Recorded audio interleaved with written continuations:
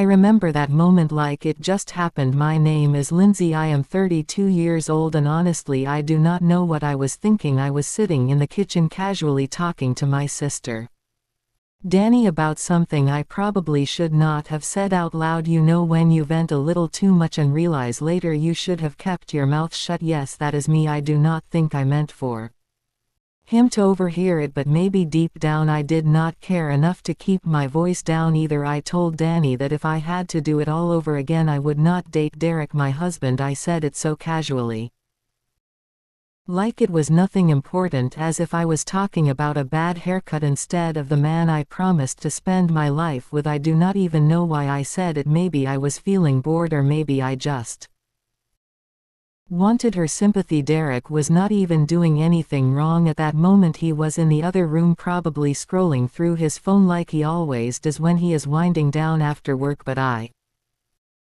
said it, and then the silence hit me. It was not Danny's silence. She is used to my dramatic outbursts. It was the kind of silence that feels heavy, like the air suddenly changes. I turned my head just enough to see him standing in the doorway. He did not say anything. He did not yell or ask me to explain. He did not even look angry. He just looked at me for a second, his face blank, and then he walked out of the room. The sound of the front door closing behind him made me feel sick. I was not expecting that. Honestly, I thought he would argue or at least get mad, but leaving, that was not his style.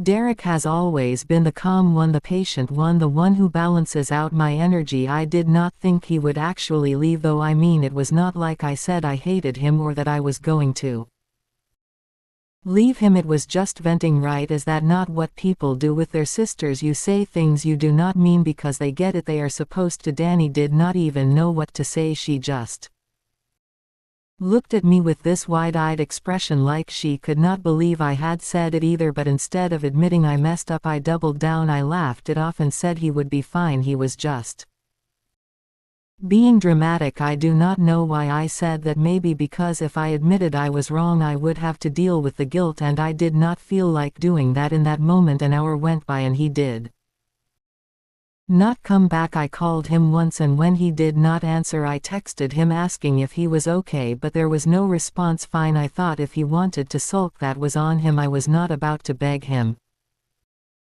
to come back over something that was not even that serious. But as the night went on I started to feel this strange mix of anger and panic, like how dare he leave me sitting there, but also where was he?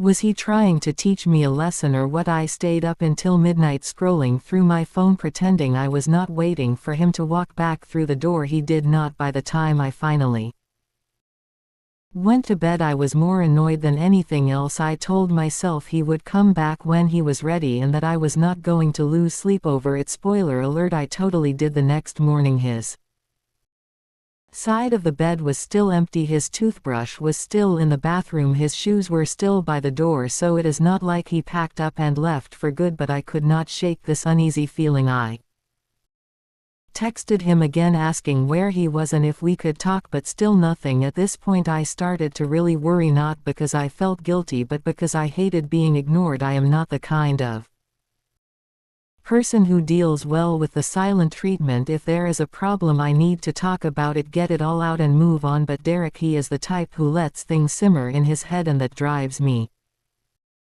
insane. I told Danny about it and she said maybe you should apologize. Apologize for what? For being honest, for saying what I felt in that moment. I did not see why I should have to beg for forgiveness just because he overheard a private conversation. He should not have been listening anyway. I said that, trying to convince myself more than her, but even as I spoke the words felt empty and weak. By the end of the day I was more irritated than sorry. Who does he think he is, making me sit here stressing out like this? If he had a problem with what I said he could have stayed and talked to me about it like an adult. Instead he walked out and left me feeling like the villain. Okay, maybe I am the villain, but still it is not like I said something that was not true. Sometimes I really do wonder if I would have been happier if we had never gotten together. That is not the same as saying I do not love him, right? But as much as I tried to believe I was right, deep down a small part of me wondered if This time I had gone too far. Derek has always been the type of man who lets me lead, who goes along with what I want even when I know he does not always agree. I guess I started to take that for granted. I always thought he would be there no matter what I said or did, but now for the first time I was not so sure. The hours kept passing and still there was no word from him. I tried calling his mom, but she had not heard from him either. That is when I started to feel really uneasy. What if he was not just mad? What if something had actually happened to him? But then again, Derek is not the type to get reckless or do something foolish. If anything, he is the most predictable person I know, and that is part of what makes him so frustrating sometimes. By the time it got dark I was spiraling. I did not know if I should be angry, worried, or just over it. I wanted to text him again, but I did not want to seem desperate, so instead I sat there staring at my phone waiting for it to light up with a message that never came. The next day came and went and Derek was still gone. I kept telling myself to stay calm, but every time I heard a car outside my heart jumped. I kept checking my phone, refreshing my messages like an idiot, as if somehow I had missed his reply, but nothing, not a single word. At this point my irritation was taking over. Who does that? Who just leaves and does not tell their wife where they are going? It felt immature, plain and simple. But then as I sat there staring at my coffee, the thought hit me, what if he was really done this time? What if I had finally pushed him past the point of no return? It was not a thought I liked, but the more I tried to brush it off, the more it stuck. Derek was not like this. He did not play silent treatment games. If he was gone, there was a reason.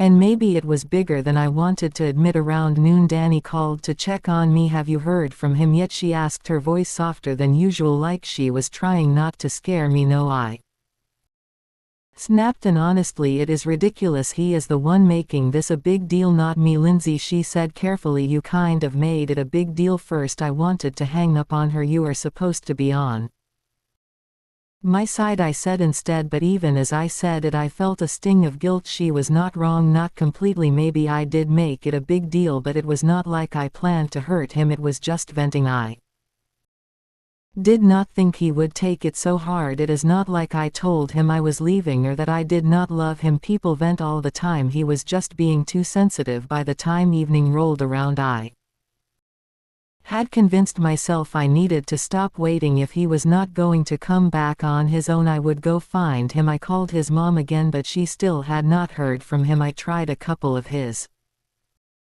friends too, but either they were covering for him or they really did not know. One of them, Mark, sounded genuinely surprised when I asked if Derek had been in touch. Everything okay with you two? He asked, and I had to bite back the urge to snap at him. Yeah, fine, I said quickly, just checking. After that I drove around for an hour, not really knowing where to go. Derek was not the type to hang out at bars or crash on a friend's couch without telling anyone. He was steady, predictable. So where was he when I got home? There was still no sign of him. His toothbrush, his shoes, they were like ghosts, reminding me he should have been there. I stood in the kitchen for what felt like forever, staring at the front door and willing it to open, but it did not. The house was too quiet and I hated every second of it. I started scrolling through our bank account, half out of curiosity and half out of desperation to feel like I was at least doing something. That is when I saw it, a hotel charge from earlier that day. He was not with his mom or a friend, or worse, with someone else. He was at a hotel alone. I did not know whether to feel relieved or furious. So he was okay, but he was hiding out in some hotel, avoiding me like I was not even worth talking to. The nerve. I called the hotel immediately. I did not even know what I was planning to say if he answered, but it did not matter because the person at the front desk would not confirm anything. I am sorry, ma'am, she said in that fake polite tone, but I cannot give out any information about our guests. I wanted to scream. Instead I hung up and started typing out another text. I know where you are, I wrote, my fingers shaking. Can you just stop being childish and come home so we can talk? I stared at the message for a few minutes before deleting it. If he wanted to act like a coward, let him. I was not about to beg him. Still the knot in my stomach would not go away. I hated this feeling, like I was out of control, like he had the upper hand. Derek was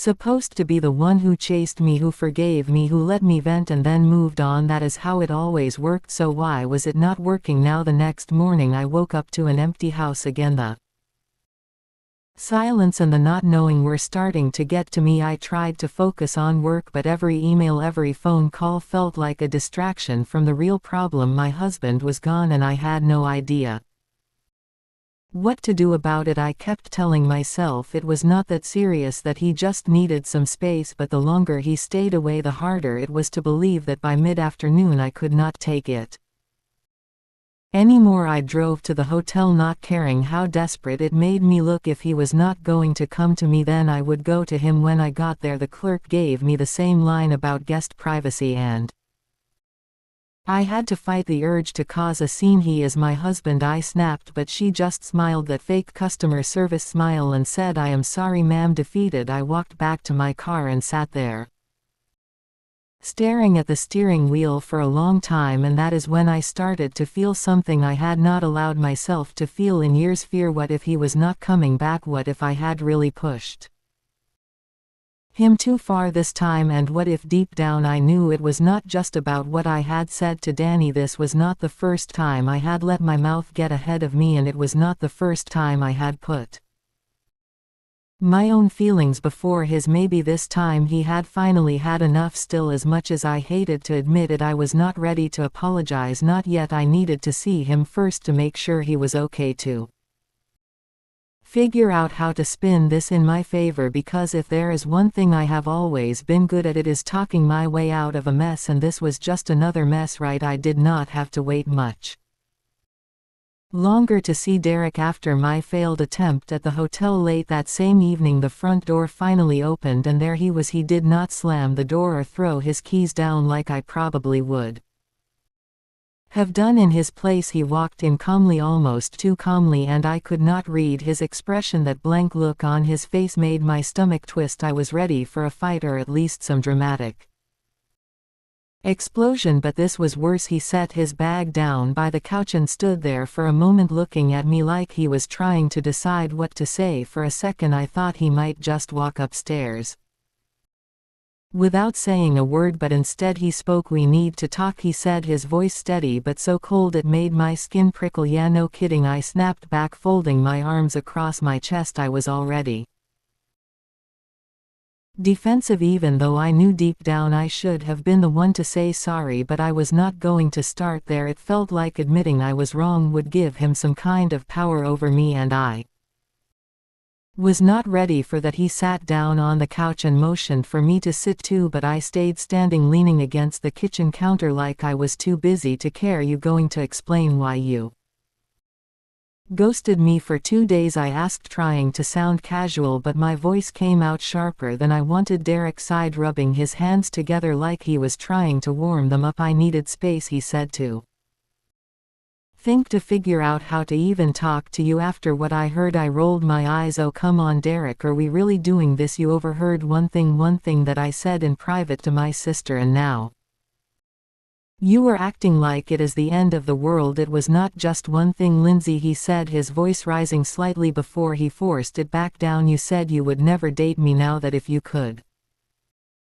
go back you would not choose me." "Well, maybe I would not," I shot back before I could even stop myself. The words hung in the air, and for a moment I wished I could take them back, but instead I doubled down. "You have changed, Derek. We both know it. You are not the same guy the first married you are." I paused, trying to find a softer way to say it, but my frustration took over. "You are lazier now. Okay, you have let yourself go. You do not even try anymore. Can you really blame me for feeling like this?" He looked at me, and for the first time I saw real hurt in his eyes, but instead of yelling back he just nodded slowly, like he had expected me to say it. "So that is it," he said quietly. "You think I am fat and unattractive, and that is why you would rather not be with me." I rolled my eyes again, trying to brush off how harsh my words sounded. "Do not twist my words. I did not say I did not want to be with you. I said that if I could go back maybe I would have made a different choice. That is not the same thing." "Sure.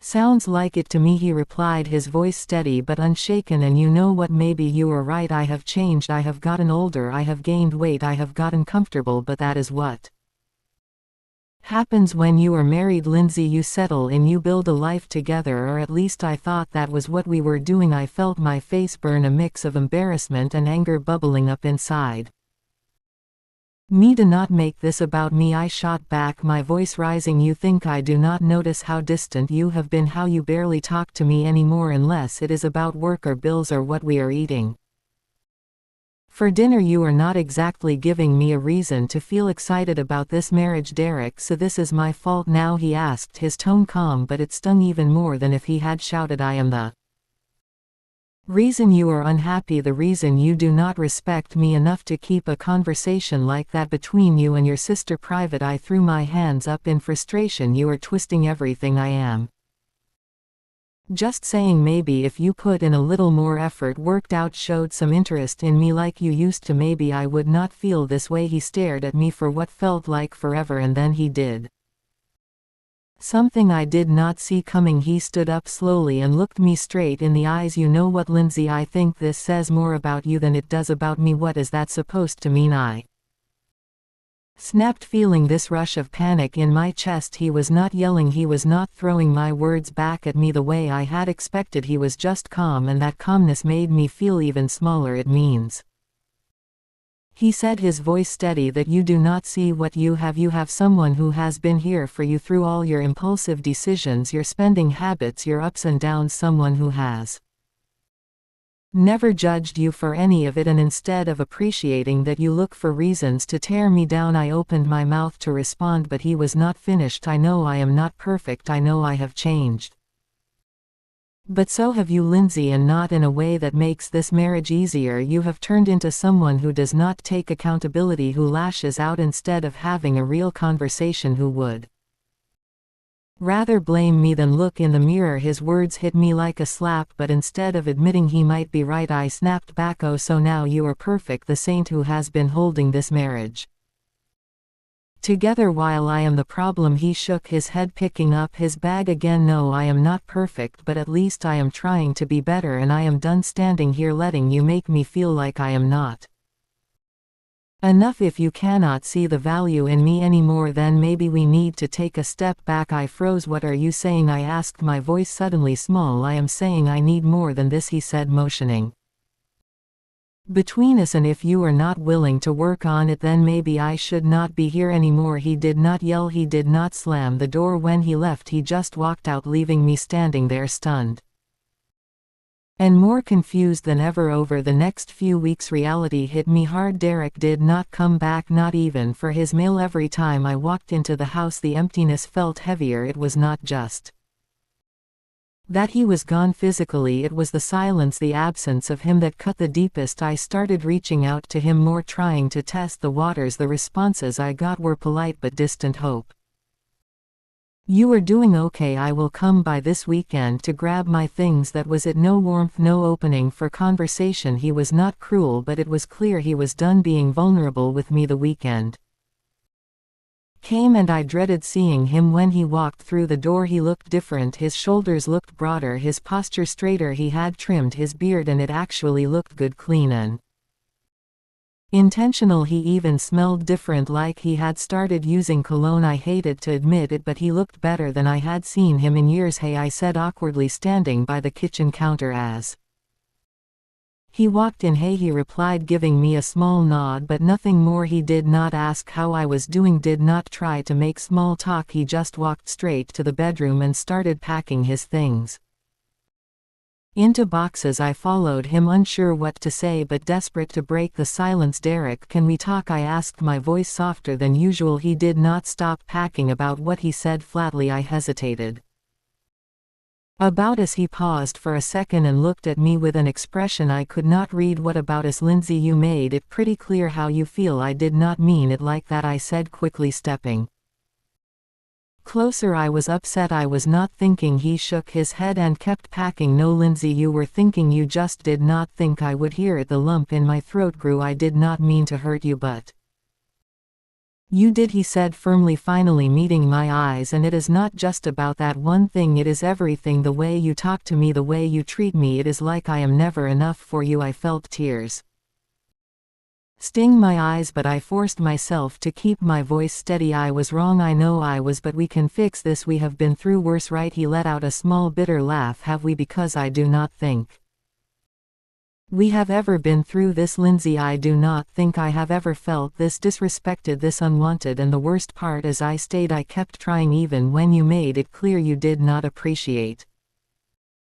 me. That is on me. I let it get this far. His words hit like a punch to the stomach. I wanted to argue, to tell him he was wrong, but deep down I knew he was right. So what? That is it. You are just giving up on us. My voice cracked and I hated how desperate I sounded. I am not giving up, he said, his tone calm but so sure. I am choosing myself for once. I am done trying to prove my worth to someone who does not see it. I stared at him, my mind spinning. This was not how it was supposed to go. He was supposed to forgive me. He was supposed to say we would figure it out together, but instead he stood there calm and certain, like he had already made up his mind. I can change, I whispered, my voice barely there. I will do better. I will be better, he sighed, setting down the box he was holding. Lindsay, I hope you do. I really do, but not for me, for yourself, he said, his voice calm but final. I cannot be the one waiting around for you to figure it out. I have spent years trying to make you happy and all I got in return was criticism and resentment. I deserve better. His words stung deeper than I expected, and when the tears finally spilled over I did not bother trying to hide them. I do not want to lose you, I said, my voice shaking. Please, Derek, we can fix this. He looked at me for a long moment, and for a second I thought I saw something in his eyes, maybe pity or regret, but then he shook his head. I have already lost too much of myself trying to fix this, he said quietly. I cannot do it anymore. He picked up the box and walked out of the room, leaving me standing there, my heart splintering into pieces. I wanted to run after him, to beg him to stay, to promise I would change, but deep down I knew it would not matter. He was done, and for the first time I realized I might really lose him for good. In the days that followed I tried everything to distract myself. I threw myself into work. I went out with friends. I did anything to avoid the silence of the house, but no matter what I did, the emptiness clung to me. Derek was not just gone physically, he had taken a piece of me with him. A month later I saw him again at a coffee shop. He was sitting at a small table across from a woman I did not recognize. She was not stunning, but she had this simple natural beauty, and they were laughing together. He looked happy, happier than I had seen him in years. I wanted to walk over there to break up their moment, to remind him that I was still his wife, but I could not. I just stood there frozen, watching from a distance, feeling the heavy weight of my own mistakes. When he saw me, his smile faded for a second, but he did not look angry or hurt. He just gave me a small nod, like an acknowledgement, and then turned back to his conversation. It was like I was already a memory to him, something he had moved past. As I walked out of that coffee shop, I felt the full truth settle over me. I had spent so much time blaming him, picking at everything he did wrong, that I never saw what he was giving me, and now it was too late. For the first time in my life I felt what true loneliness was, and for the first time I knew it was never Derek who had failed me, it was me.